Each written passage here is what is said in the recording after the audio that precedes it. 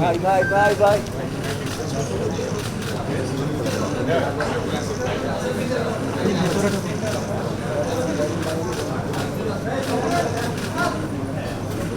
আরে লোকটা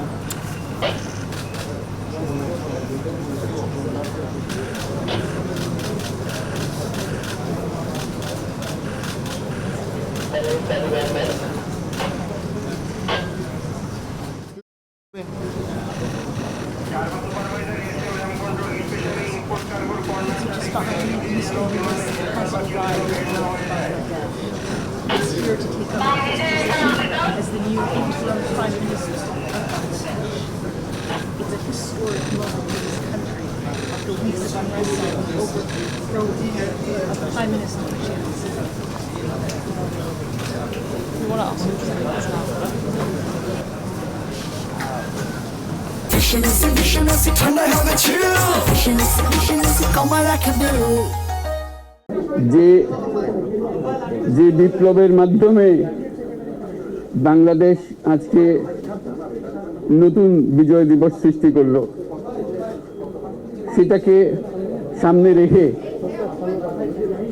এবং আরো মজবুত করে আমাদেরকে সামনে এগিয়ে যেতে হবে। যারা এটা সম্ভব করেছে, যে তরুণ সমাজ, তাদের প্রতি আমি আবার সমস্ত প্রশংসা এবং কৃতজ্ঞতা জানাচ্ছি তাদেরকে। তারা আমার পাশে আছে।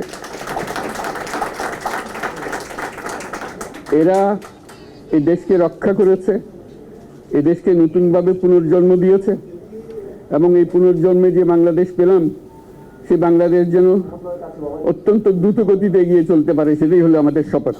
সেটা আমরা রক্ষা করতে চাই, এগিয়ে যেতে চাই। আজকে আবু সাঈদের কথা মনে পড়ছে আমাদের, যে আবু সাঈদের ছবি বাংলাদেশের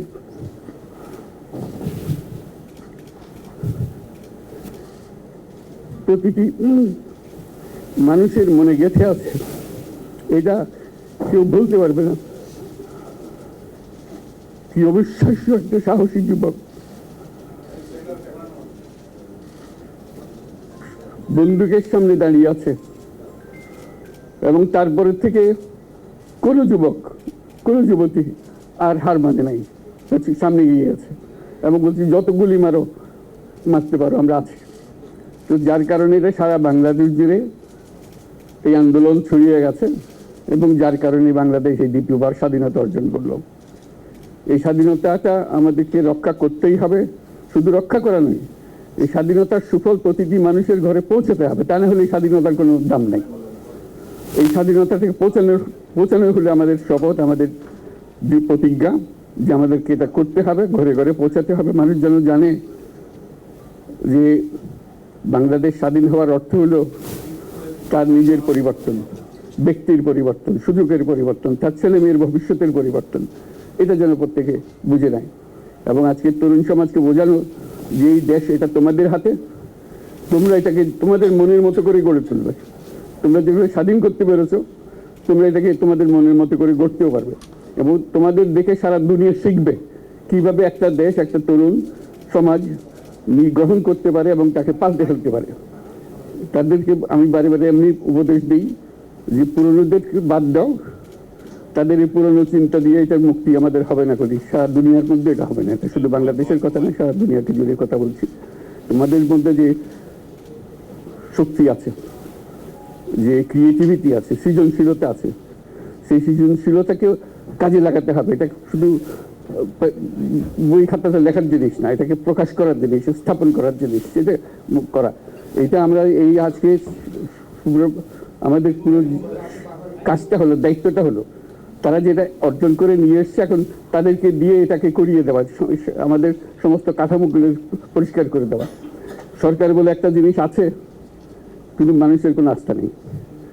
মানুষ মনে করে সরকার একটা দমন পীড়নের একটা যন্ত্র, যেখানে পায়, যেখানে সুযোগ পায় তার একটা কষ্ট দেওয়া, তার থেকে নিংড়ে দেওয়া, যে সকল স্তরে।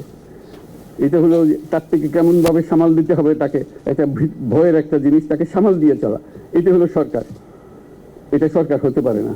সরকারকে দেখে মানুষের বুক ফুলে উঠবে যে আমাকে সাহায্য করবে, আমাকে রক্ষা করবে, আমার সরকার আমার জন্য দাঁড়াবে। সরকার তার জন্য দাঁড়ায় না কোনো সময়। যে সরকার হবে সেই সরকার মানুষকে রক্ষা করবে, মানুষের আস্থাভাজন হবে। এটা কেউ জোর করে তাকে বলার যে নেওয়ার ভালো আছে এটা না। সে নিজে নিজে বিশ্বাস করবে, সরকারি লোক দেখলে বলবে আমার লোক, আমাকে রক্ষা করার লোক। সেই আস্থাটা আমাদেরকে ফিরিয়ে আনতে হবে মানুষের মনে, তাহলে মানুষও যোগ দেবে এটাতে। মানুষ এখন পিছিয়ে থাকে যে কিসের মধ্যে আমাদেরকে ঢুকিয়ে দিচ্ছে। আমরা যেন জানতে পারি যে এইটা আমরা সবাই মিলে আমরা অগ্রসর হতে পারি। একটা বড়, সারা বাংলাদেশ একটা বড় পরিবার, এই পরিবার আমরা একসঙ্গে চলতে চাই এবং আমাদের মধ্যে দ্বিধা দ্বন্দ্ব যা কিছু থেকে সরিয়ে ফেলতে চাই। যারা বিপথে গেছে তাদেরকে পথে আনতে চাই, যাতে করে একসঙ্গে আমরা কাজ করতে পারি। এর মধ্যে আমরা শুনলাম, আসার পথে শুনে আসছি যে এখানে আইন শৃঙ্খলা ব্যাঘাত হচ্ছে, মানুষকে আক্রমণ করছে, ঘরবাড়ি জ্বালিয়ে দিচ্ছে, সম্পদ জ্বালিয়ে নষ্ট করছে, চুরি করছে, দিয়ে যাচ্ছে, অফিস আদালতে আক্রমণ করছে, সংখ্যালঘুদের উপর আক্রমণ করছে, হিন্দু, বৌদ্ধ, খ্রিস্টান, আহমদিয়া সবার উপর আক্রমণ করছে। এগুলো হলো ষড়যন্ত্রের অংশ, এগুলো আমাদের বিষয় না। আমাদের কাজ হলো এটাকে রক্ষা করা, সবাইকে রক্ষা করা। এটাকে প্রতিটি মানুষ আমাদের ভাই, আমাদের বোন, তাদেরকে রক্ষা করা এবং আমাদের একটা শৃঙ্খলা ফিরিয়ে আসা। বিশৃঙ্খলা, সহিংসতা এগুলো হলো অগ্রগতির বড় শত্রু। আমাদের যে যাত্রা শুরু হলো সেই যাত্রার শত্রু। কাজে এই শত্রুকে যাতে রোধ করা যায়, তাদেরকে বুঝিয়ে শুনিয়ে হোক, তাদেরকে আইন শৃঙ্খলার হাতে দিয়ে হোক, এটা বোঝাতে হবে। তাকে মেরে পেটে এটা ঠিক না, আইন শৃঙ্খলা নিজের হাতে ঠিক না। তাকে আমাদের আইন শৃঙ্খলা বাহিনী এমন হতে হবে, তাদের হাতে সুবদ্ধগুলো আমরা নিশ্চিন্ত থাকবে, তার একটা বিহিত হবে। এমনগুলো আমরা হাতে দিয়ে দিলাম, 2 টাকা নিয়ে আবার ছেড়ে দিল, এটা যেন আবার না হয়। আমাদের সেই আস্থাটা আমাদেরকে আনতে হবে। কাজে আইন শৃঙ্খলাটা এখন আমাদের প্রথম কাজ। এই আইন শৃঙ্খলা ঠিক না হওয়া পর্যন্ত এটা আমরা অগ্রসর করার জন্য পদক্ষেপ নিতে পারবো না। আপনারা আমার উপরে আস্থা রেখে আমাকে জানিয়েছেন, ছাত্ররা আমাকে আহ্বান দিয়েছে, সেটাতে আমি সাড়া দিয়েছি। দেশবাসীর কাছে আমার আবেদন, আপনারা যদি আমার উপরে বিশ্বাস রাখেন, আমার উপরে ভরসা রাখেন, তাহলে নিশ্চিত করেন যে দেশে কোনো জায়গায় কারো উপরে হামলা হবে না। এটা আমাদের প্রথম দায়িত্ব। এটা যদি আমি করতে না পারি, এটা আমার কথা যদি না শোনেন আপনারা, তাহলে আমার প্রয়োজন এখানে নাই। আমাকে বিদায় দেন, আমি আমার কাজে থাকি, সেখানে আমি ব্যস্ত থাকি।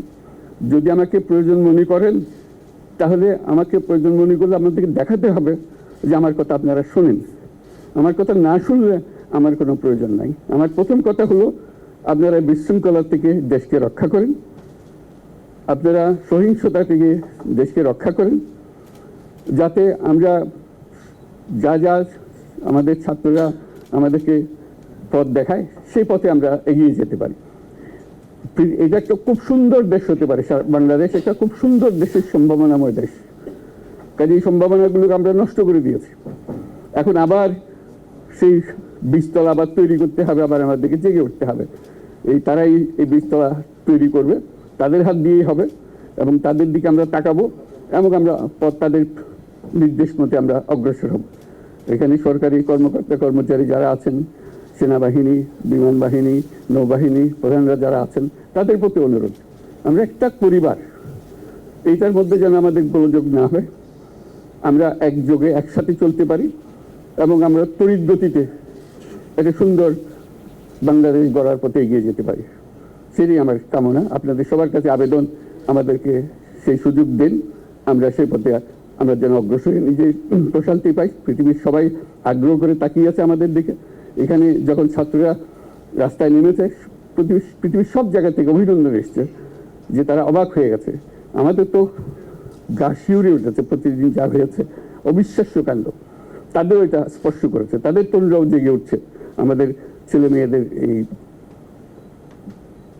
অভিজ্ঞতা থেকে, তাদের এই সংবাদ থেকে তারাও চোখ জেগে উঠেছে আমরা কি করতে পারি। কাজে আমাদের কাজ হবে এগুলো সম্পূর্ণ করা। আমরা আজকের থেকে শুরু করলাম, সেটা আশা করি আমরা দ্রুত গতিতে এগিয়ে যেতে পারবো। সবাইকে ধন্যবাদ। আজকে কোশ্চেন আমি নিলাম না, আর দিও না। Thank you. আজকে আর করো না, হবে কথা তো হবেই। Thank you so much.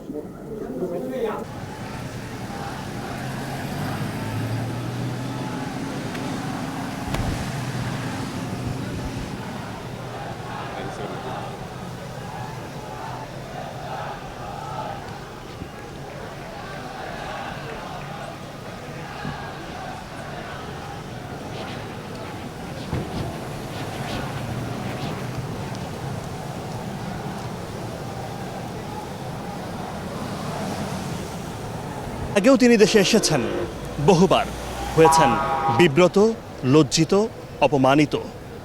এবারও এলেন বাংলাদেশ রক্ষার দায়িত্ব কাঁধে নিয়ে। যে বাংলার মানুষ, ছাত্র জনতা, নাগরিক সবাই এই মানুষটার দিকে, নোবেল বিজয়ী ডক্টর মোহাম্মদ ইউনূসের দিকে তাকিয়ে রয়েছেন। আগামীর বাংলাদেশ কতটা সুন্দরভাবে তিনি গড়ে তোলেন। যদিও তার কথায় সবাই আশ্বস্ত হচ্ছেন, তিনি বলেছেন ভরসা রাখতে হবে, সহযোগিতা করতে হবে। আদ্দিন সজীব, এটিএন বাংলা, হযরত শাহজালাল আন্তর্জাতিক বিমানবন্দর, ঢাকা।